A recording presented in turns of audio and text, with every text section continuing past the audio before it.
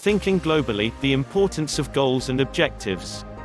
The exponential developments in technology over the past 3 or 4 decades have created the potential for almost any business idea to be turned into a global business plan.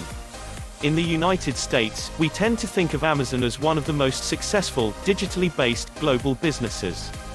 It is definitely a great example. Yet, how many non-business people have ever heard of Alibaba? People from Asia, Europe, and the Middle East are far more likely to recognize this e-commerce behemoth founded by Jack Ma, a former English teacher from China.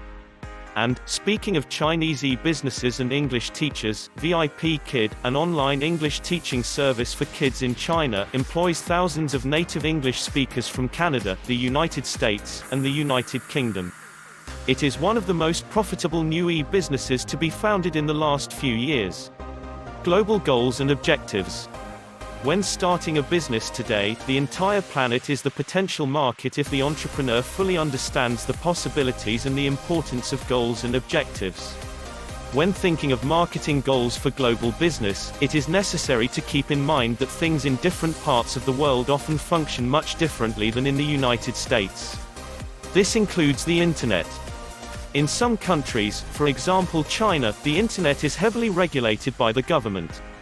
Certain marketing strategies employed in the United States, especially in the area of content creation, are not going to reach an audience in China. The concept of a personal or business blog where an entrepreneur, or even an average citizen or student, may write whatever they want is virtually non-existent on China's version of the Internet. Different countries regulate the Internet differently for different reasons. Saudi Arabia, in spite of being a very wealthy country with access to the most sophisticated new technologies, also regulates their internet very closely. In Saudi Arabia, any criticism of the government in a public forum is strictly prohibited by law and punishable in various ways.